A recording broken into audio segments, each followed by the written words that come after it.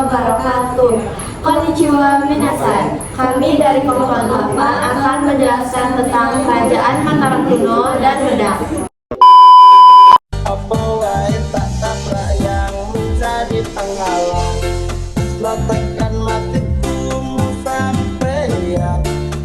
Baik, selanjutnya kami dari anggota kelompok 8, sebelum kami memulai sebuah pembahasan kami tentang kerajaan Mataram kuno dan Medan, sebaiknya kami akan memperkenalkan diri kami satu persatu.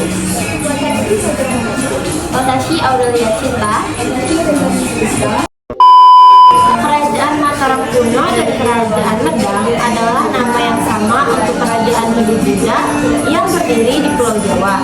Kerajaan ini didirikan pada abad ke-8 Masehi oleh Raja Sanjaya dari dinasti Sanjaya. Baiklah, selanjutnya adalah letak geografis dari kerajaan Mataram kuno atau Medan.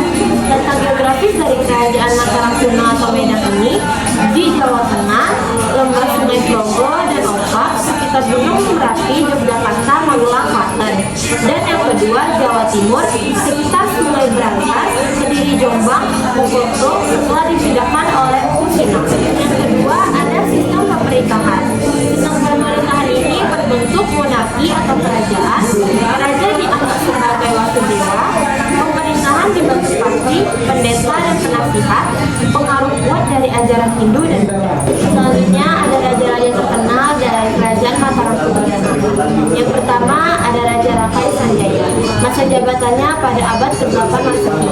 Kelebihan atau prestasi pada raja ini adalah pendiri dinasti Sanjaya, mengenalkan Hindu, bangun Candi Dieng. Dan kelemahan pada raja ini belum menyatukan seluruh Pulau Jawa. Dan yang kedua ada Raka Jingkatan. Masa jabatan 838 sampai 850 Masehi. Kelebihan atau prestasi dari raja ini menyatukan dinasti Sanjaya dan Sailendra bangun Candi Prambanan. Kelemahan atau kekurangan dari raja ini adalah konflik politik internal. Dan selanjutnya raja yang ketiga yaitu Balitung Mahasambu. Masa jabatan Balitung Mahasambu sekitar 899 sampai 900 Masehi.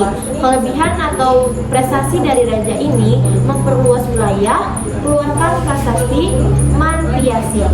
Dan kelemahan atau kekurangan dari raja ini sulit kontrol wilayah luas. Raja yang keempat adalah Musindo. Musindo berjabat pada tahun 929 sampai 947 Masehi.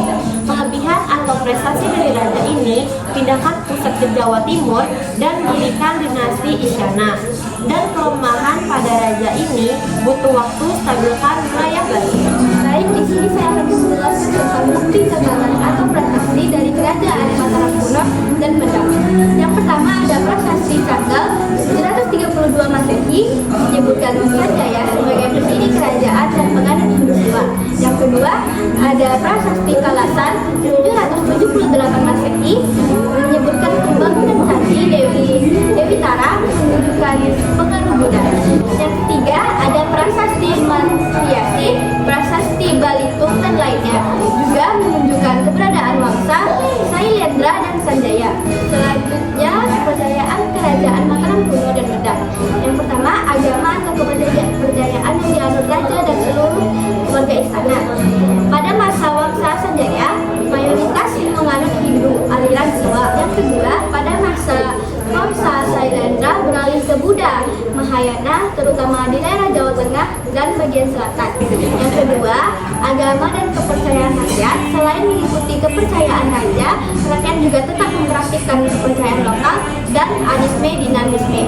Yang terdapat perpaduan antara unsur Hindu Buddha dan kepercayaan asli Nusantara. Yang ketiga, sinkretisme. Terdapat sinkretisme Hindu atau Buddha, terutama saat masa peralihan antara Wangsa Sanjaya dan Sailendra. Di sini saya akan menjelaskan tentang kebudayaan kerajaan Mataram kuno dan Medan. Kerajaan asli adalah kebudayaan yang berkembang dari masyarakat setempat tanpa ada pengaruh kebudayaan lain. Contohnya rumah adat, bahasa daerah, tari tradisional, upacara adat, dan sistem kepercayaan lokal. Dua, kebudayaan baru. Kebudayaan baru merupakan hasil perkembangan zaman atau pengaruh luar yang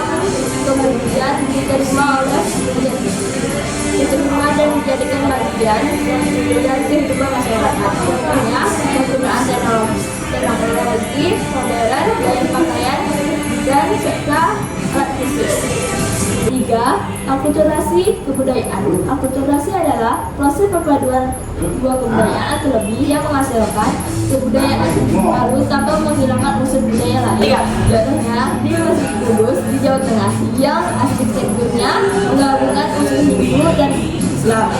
Bukti-bukti peninggalan kerajaan. 1. Candi Borobudur dan Candi Prambanan.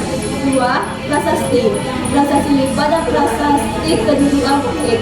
3. Kitab Negara Kertagama dan Kitab Sukausama.